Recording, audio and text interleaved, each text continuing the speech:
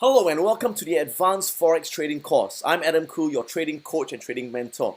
And I believe you've purchased this course because you truly enjoyed the basic Forex trading course and you're using the first two techniques, the impulse pullback and impulse pin bar strategy. And I believe you're using this new course because you want to bring your Forex mastery to the next level. So indeed, in this course, I'll be showing you more advanced Forex trading strategies so that you've got opportunities to find more high probability trade setups under different market conditions. And you can then increase your income streams as a professional Forex trader. So let me get started by giving you a bit of an overview of what we're covering in this course. So for the next three lessons, lesson 2, 3, and 4, we'll be covering 3 new very powerful Forex trading strategies. The first would be the moving average bounce strategy, where basically you're going to be trading with the trend, right? Going long on the uptrend, going short on the downtrend, and knowing exactly when to enter when the price retraces to a support level, where it bounces off the moving average. You'll be then learning my new scalping strategy.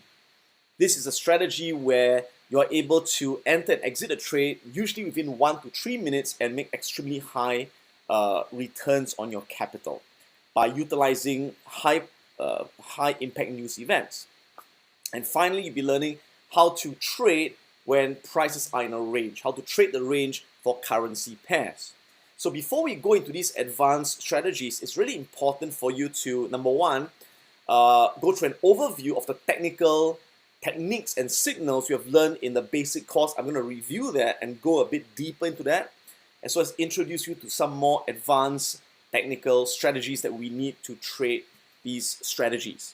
So we'll be looking at, again, understanding support and resistance in price structures, which is really important. Understanding, again, the role that moving averages play, and how do we read moving averages, how do we use them to determine the strength of a trend, to determine support and resistance levels. You also learn, again, the importance of looking at higher time frame analysis to ensure higher time frames are aligned with the time frame you're trading in. We'll also go into understanding the impact of news and how it impacts prices in currency markets. And finally, understanding how to use Fibonacci retracement tools to increase your probability of trades, to find additional confidence in trade setups. So I hope you're ready, I hope you're excited. May the markets be with you. Let's get ready on this journey by going to these advanced technical analysis signals.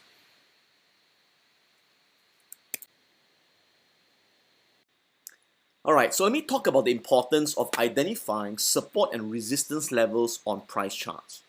So first, let me define support and resistance. Support and resistance are price levels where prices tend to stop and reverse direction.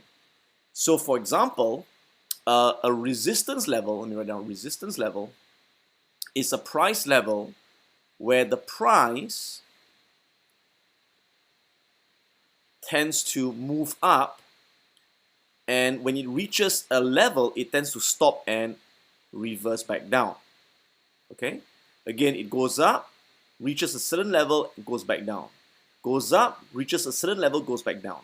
That is known as a resistance level, or like a ceiling. Okay? So this is the resistance level.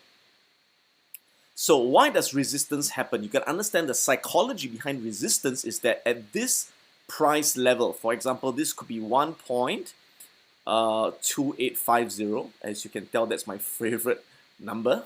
Okay, you can buy the lottery on those numbers. At this level, it tells you that supply exceeds demand, or in other words, there are many sellers that are queuing and waiting at 2.5 or 2.850. So the moment the price goes to that level, there's a probability it will stop and reverse back down. That's known as a resistance level. So conversely, what's a support level? A support level happens when the price goes down and reaches a certain level, stops and changes direction. Goes down, hits the level, changes direction. Goes down, reaches the level, changes direction. And that is known as a support level, or like a floor that supports the price. So say this support level is at a price of 1.2800, for example. Okay, So again, why does this support happen? Psychologically, it's because there are many buyers that are queuing at 2800. Demand exceeds supply at that level. So the moment the price goes to that level, there's a probability it will stop and reverse back up again. So that's the psychology of support and resistance levels. Okay, so the first question would be, how do you know when a resistance and support level is reliable?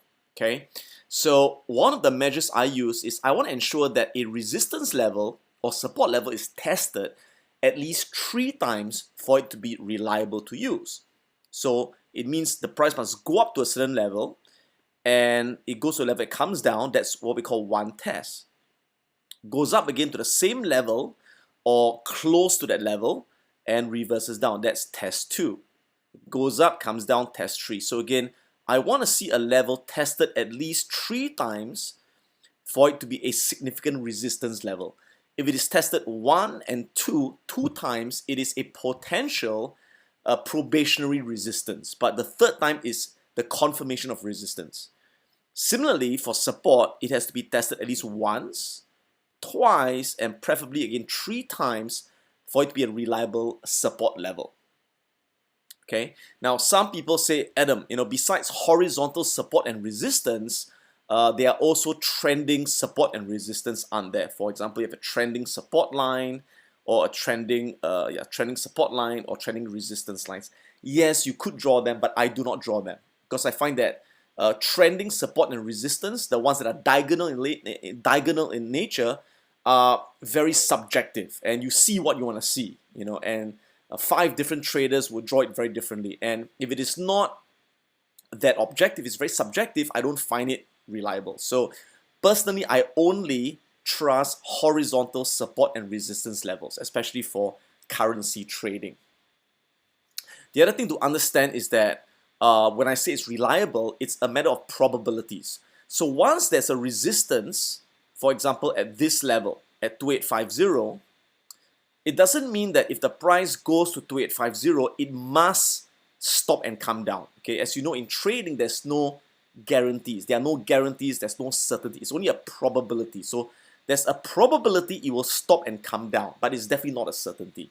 Okay, so as traders, we want to take high probability entries. In other words, we want to buy when the price hits a support level that is strong, and we want to buy at support because there's a probability it will go up and we can make some quick profits in pips as it goes up, right? So we want to buy at support levels, okay?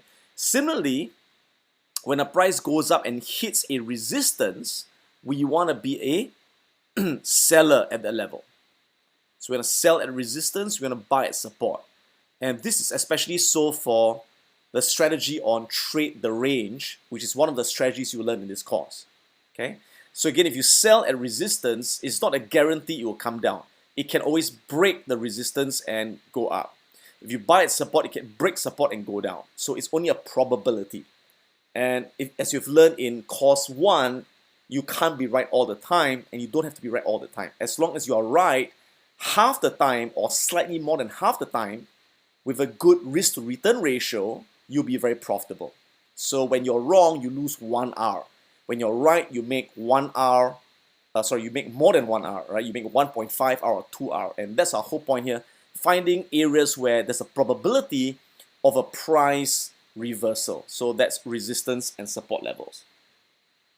The other important thing to understand about resistance and support is that it is not a defined line per se. It's more like a zone. Okay, more like a zone. So what do I mean? Let me draw it one more time. Okay, so a lot of people think that resistance is a line like that. That's resistance, right? Resistance. And support is, again, another line like that, support. And they think that prices move within these 2 lines like a brick wall, right? Goes down, hits the wall, goes up, hits the wall, comes down. Yeah, only in theory. In reality, this rarely ever happens. Okay, so many times what happens instead, let me just redraw that. So in reality, what happens more often instead is that this line is more like a zone, which means the price can go up and it doesn't exactly touch and come down. It can go a bit above that and come down. Similarly, it may touch support here, go up, and sometimes it may not even reach that line. It may fall short and come down. And again, it doesn't stop exactly at that level. It could pierce below that level and go up. And like so.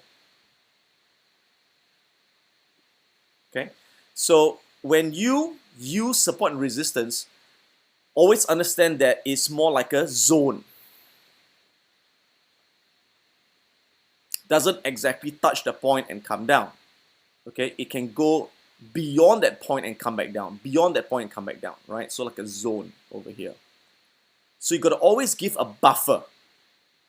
Okay, so for example, if the price comes down here, right, and you buy, for example, you buy here,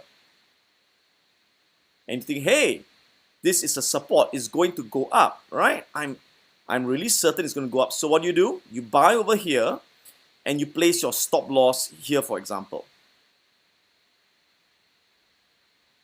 Okay, sorry, let me do that again.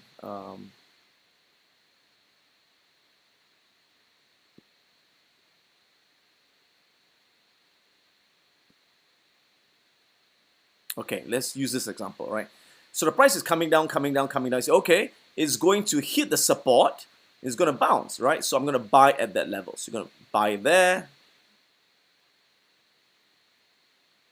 and you're going to place your stop loss below that support level, like most people teach in most books, right?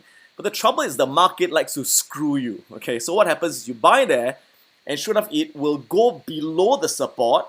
It will hit your stop loss, and you end up selling for loss, right? You bought there, you sold there for loss, and the next thing you know, it goes up again. And you go, damn, what happened, right? The market's out to get me. I'm really unlucky. No, it's not that you're unlucky. The market's not out to get you. That's how the market is. So you have to ensure that if you buy there, you have to give buffer to the fact that the price will continue going lower than the support by a buffer, by a zone. So you must ensure that you place a stop loss far enough away to give it some room to go beyond the support and bounce back up again. Of course, it can still fail. I'm not saying it's going to definitely go up, but you have to give some buffer.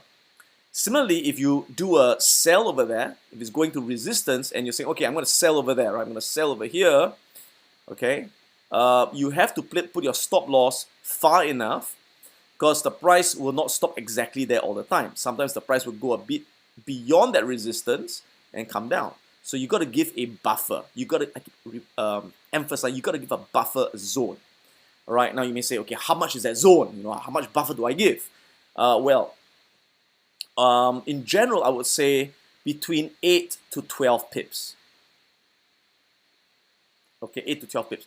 If you're trading the 15-minute candle charts, which is the time frame which I normally trade. So obviously, if you're trading the hourly charts or daily charts, then it'll be very, very different, right? So it depends on the time frame. So for 15-minute candles, 8 to 12 pips is the buffer which I give. And you may say, why 8 to 12 pips? I'll explain it in a short while why. Okay, so let's take a look at the charts and see if we can find these support and resistance levels, or how do we identify these support and resistance levels. So again, notice I'm using my MT4 charting software. I'm looking at 50-minute candles. So let me remove these drawings. Okay, and let me start by going to the first pair, which is Euro USD. Okay, now oftentimes you find support and resistance levels when the price is going sideways in a consolidation.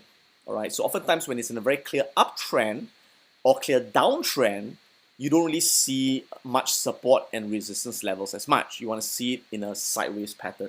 Okay, so over here you can see that the price is pretty much on an uptrend.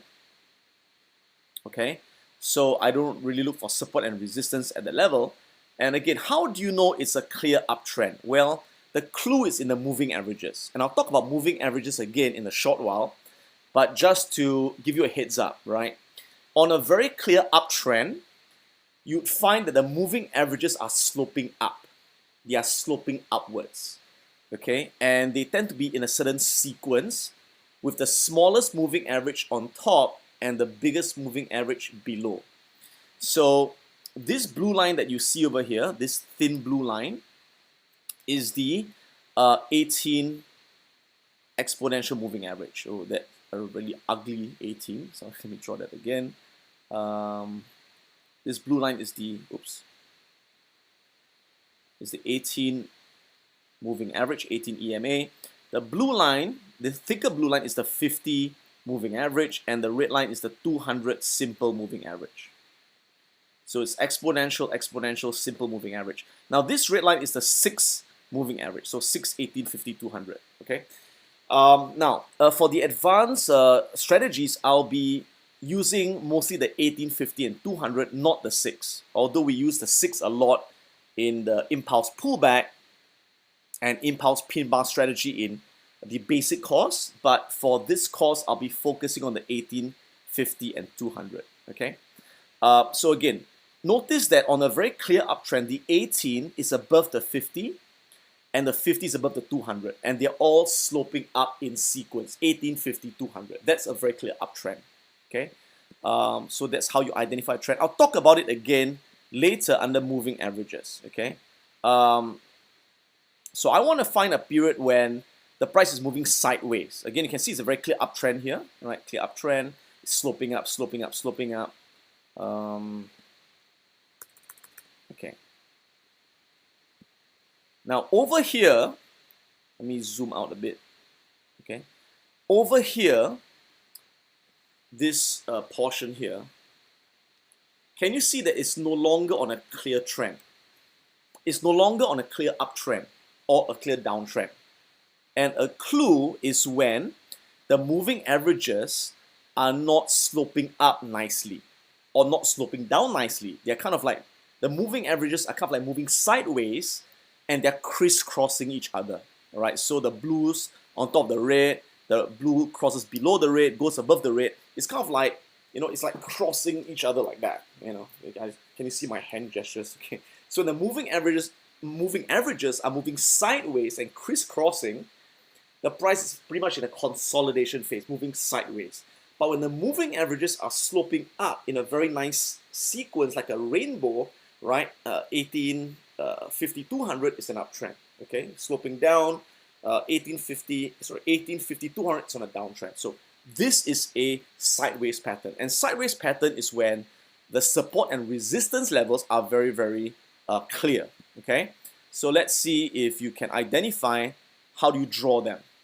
So using the charting software, I click on this line here, which is the horizontal line, okay? And again, I can double click and I can move it and place it where I find a resistance or support level, okay? So I would place it somewhere there. Again, I can zoom out so I get a better look at it.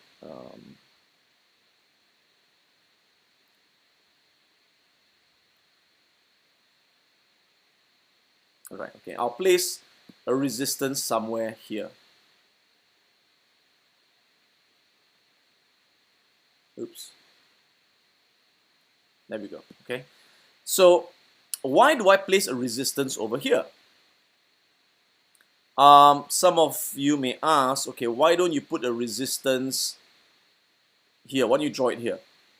Or why don't you draw it here? Why do you draw it here and not here and not here? What's the reason? Well, I like to draw the resistance where it touches as many points as possible. I draw the line of best fit, okay? If I draw it here, it only touches once. If I draw it here, it only touches twice.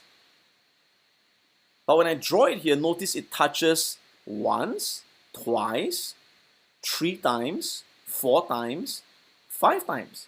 Touches 5 times. So it's a more reliable level, all right? Because it touches as many points as possible. So I would take that as a more significant line than the first two. So I can double click on this and I can just delete it. Click delete. double click, right click, delete. Okay, so I find there's a resistance over there, and where would I draw a support? I would draw it somewhere here. Why? Because again, you can see that, to me, I can see it's pretty significant, right? It's tested more. Okay, so you can see it went down. This is one test, two tests, three tests, four tests, five tests, six tests, right? So it's tested many times. It's a significant level. Okay, so that's where I draw my support. Now, why wouldn't I draw the support here?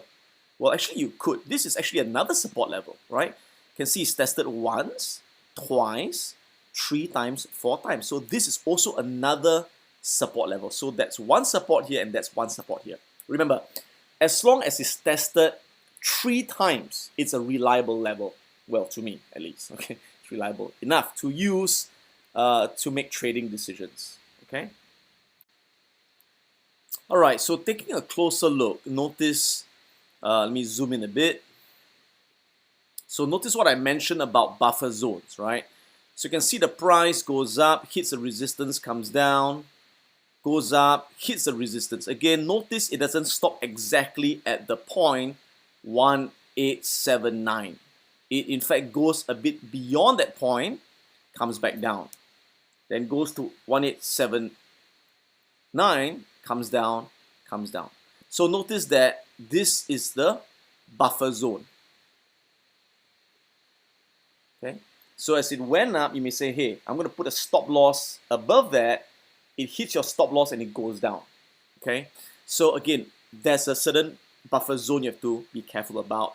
It can go beyond that zone. Now, again, I mentioned that roughly how much buffer do you give? You give about 8 to 12 pips for 15-minute candle time frames. Okay. Now you may say, why 8 to 12 pips? Well, it is really based on a concept known as ATR. ATR means average true range. Average true range.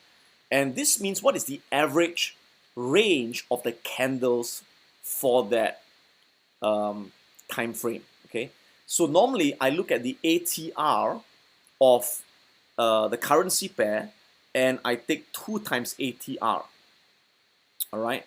But through experience, I usually just take 8 to 12 pips. But if you want to know why, look at 2 times ATR. Now, how do you get this ATR thing?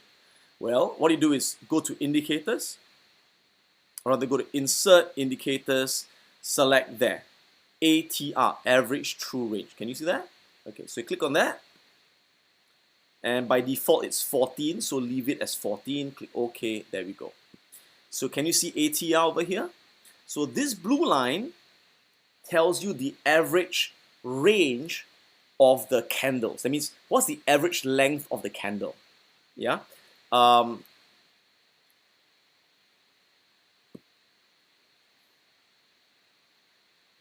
So you can see, give me a second. Oops. There we go. All right, good. So notice that it goes up, it comes down, it goes up, it comes down, right? So you may say, which one do I take, right? Well, normally what I do is I take roughly the center. Okay, so that's the top. Can you see that's the top? And that's the bottom. So the center is somewhere around here. That's the center, right? It's just an approximate, okay? So notice the center is about 6. Can you see 6 over there? Let me just bring it closer for you. Can you see 6? That means 6 pips. So it tells you that the average true range, the ATR of this currency pair for 50-minute candles is 6 pips. So what is 6 times 2? Ta-da! 12, right? And so because of that, I know that during this period, I should give a 12 pip buffer, which means my stop loss should be at least 12 pips away if I'm going to sell or buy. All right, so that's how you can check it more accurately by using ATR or average true range. So let me get rid of this. Let me just delete that. Delete. Yeah, okay. So if you take a look, from here to here, if I click and I drag, there you go. Can you see 12 pips?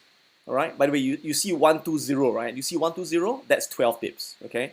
This is 10 pips. So ignore the last digit.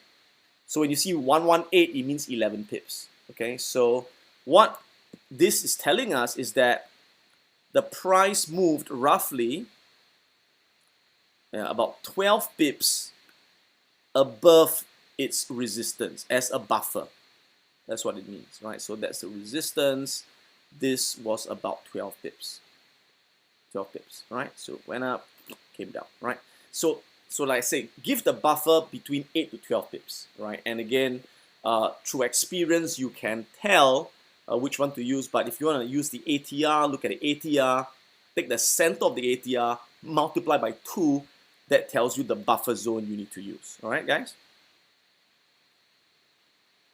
Okay.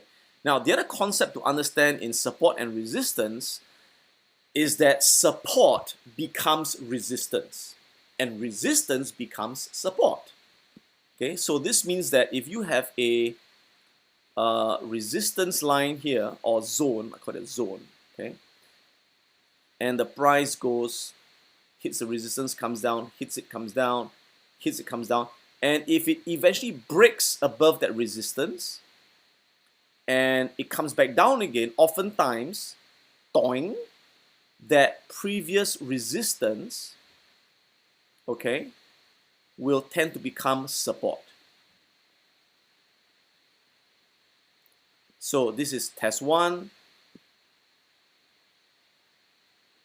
okay, test 1, test 2, test 3, test 4. So this is considered a test of that level as well, okay.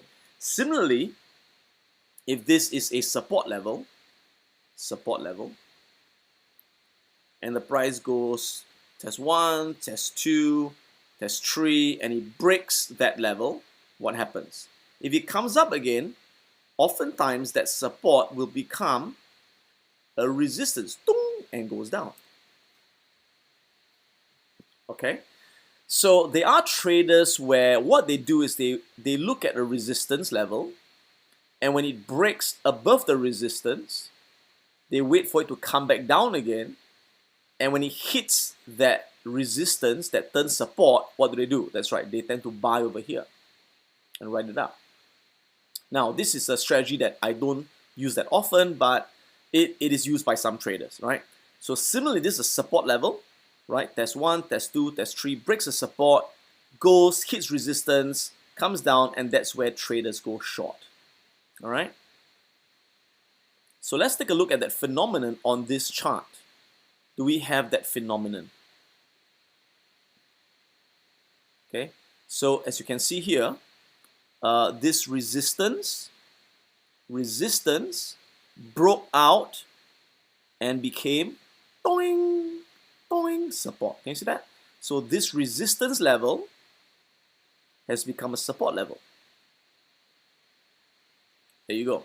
So this tells you that this level here at 1831 is a very strong level because it has been tested on both the resistance side and the support side. Both the light and the dark side of the force has been tested. Very strong. All right. And again, over here, you can see that this level remains powerful because it went down and boom, it went up again. So again, this was a support level. And again, it went down by a certain buffer point, right? So it was a support that tended to hold. Okay, and you can see it held here, support, boom, support, boom, again. Can you see a very strong support here? So the more the support is tested, the stronger it is. Okay, so again, in the trade the range strategy, I'll teach you when do you buy at support, when do you put a buy order at a support. So the moment it hits the support, right, you are in the trade as it goes up. All right. So again, it doesn't always work. It's not 100%. it's a probability. It tends to respect the support and resistance more than half the time, and that's all you need to make money, right? So again, you can see how this works, okay?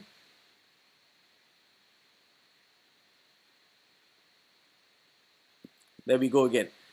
Notice the strong resistance, it breaks the resistance and boing, it becomes support. Can you see resistance becomes support? All right. Now, do also notice that it is useful to draw these support and resistance levels because, again, whatever strategy you're using, always remember this. Never buy right below a resistance level. Okay, never buy below a resistance level. So, for example, if you know there's a strong resistance over here, okay, and you get a buy signal here, it may be better not to take the signal. Because you could buy here, it goes up, before reaching your target price, it comes down, okay, because of a resistance. Similarly, do not do a sell or short near a support level. All right, so for example, if you identify that there's a support here, a strong support level here, and you see a sell signal here, for example, you say, hey, there's a sell signal, or whatever strategy you're using, then it's a bit more risky, all right? I mean, you could still break the support and take a profit, but, you know, there's a higher probability that you sell, it goes down, it finds support and goes up and it hits your stop loss, okay? And so that's why these support resistance levels are crucial to draw to help you make better entry decisions. All right, let's take a look at more examples. So now let's look at dollar franc. Again, on the 15-minute candles. And you can see, is it a clear downtrend? Yes, it is, because again, look at the moving averages. They're all sloping down, right? So nicely sloping down.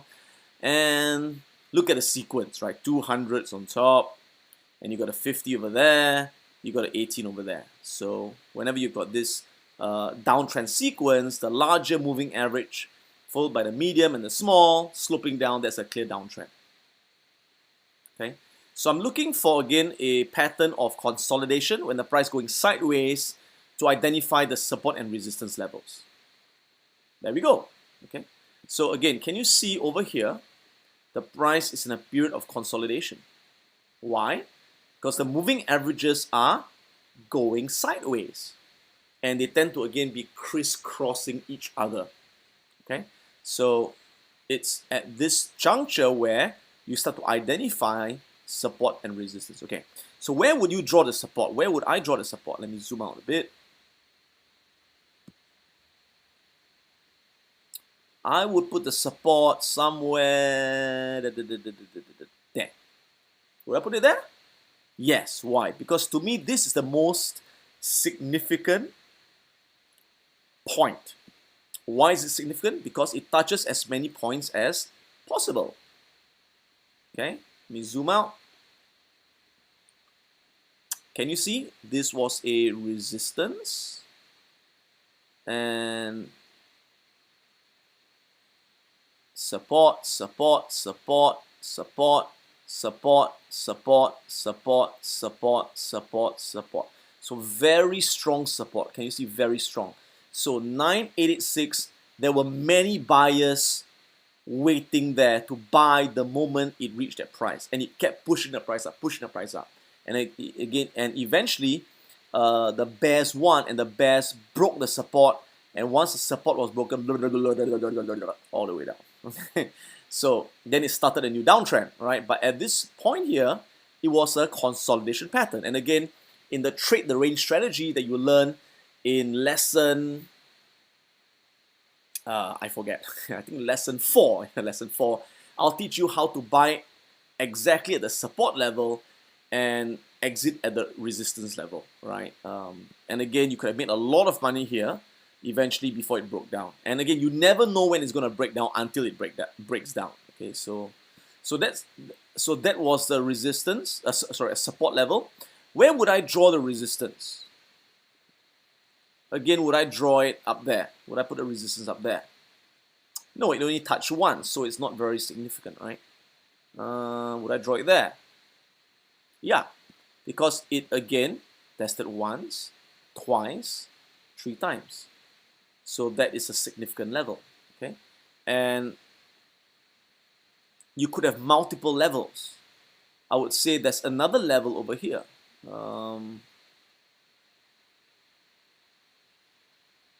Thereabouts, okay? If I zoom in,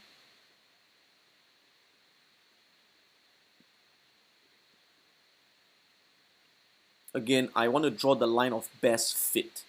Which line fits as many reverse points as possible? I would say is this one, right? So resistance, resistance, resistance. It broke above the resistance, then resistance again, broke above it, resistance again, resistance again, resistance, resistance, resistance. Very strong resistance levels. Tells you sellers were waiting there. Buyers were waiting there, okay? So in a very clear range, every time it hits the support and we buy over here at the support level and sell into resistance, we can make a pretty good living taking profits very nicely, right? So buy there, sell there, buy there, sell there, and we call this trade the range, right? So again, it's not that simple. There are very specific entry and exit rules to follow when trading the range to only enter with the best probability. And again, we'll cover all this in lesson 4 of the advanced trading course. So hold on to your horses. For now, just understand the concept of how to draw these lines. That's all you need to know now. Don't worry too much about the exact entry point, the exact exit point. That will be later in the course. For right now, it's just knowing how to draw these levels. Okay, let's look at one last example, dollar yen. And again, you can see it's a downtrend over there. I'm looking for a consolidation pattern. This is a very small consolidation. Well, you could draw it there. It's a pretty small consolidation pattern. Yeah, it's not really tradable because it's a bit small. Okay, this is a bigger pattern actually. Yeah, so over here you can see pretty much going sideways with a downtrend bias. Okay, and again, I'll teach you about downtrend bias in a while. But overall, it's going sideways with a downtrend bias. Where would you draw the resistance? I'll tell you where I'll draw it. I'll draw it somewhere there. Would you agree? Resistance, test 1, test 2, test 3, test 4, test 5, test 6. Very strong resistance here. All the sellers are waiting at 11335. The moment it hits resistance, you could sell, you could sell, you could sell, you could sell. You can make very nice profits and take profits somewhere at support levels. I'll teach you again in lesson 4 that we only sell with a downtrend bias. We only buy with an uptrend bias. And we'll learn about biases later on in the course. Just hang on, okay? Now there's a very clear resistance in this case, but I don't see a very clear support level. I don't see a clear support level. Let me see. Yeah, I guess the closest would be there. Again, you can see a test of support, test of support, test of support, test of support, right? 1, 2, 3, 4, and then boom, it broke the support all the way down. Okay. So remember, one of the things you've learned in the basic trading course is when a strong support is eventually broken, what happens? It collapses, right? It turns into a new downtrend. And if a strong resistance is eventually broken, it turns into a very strong uptrend. And we call that breakout trading. Buying the breakout of resistance and shorting the breakdown of support. Now, that's not one of my key strategies I use in Forex trading, but there are traders that do that. I don't do that. Okay, it's just not my cup of tea for Forex trading. I tend to use other strategies that you will learn in this course. Okay, so that concludes this part on support and resistance. Let's now move on to the next part where I again review moving averages.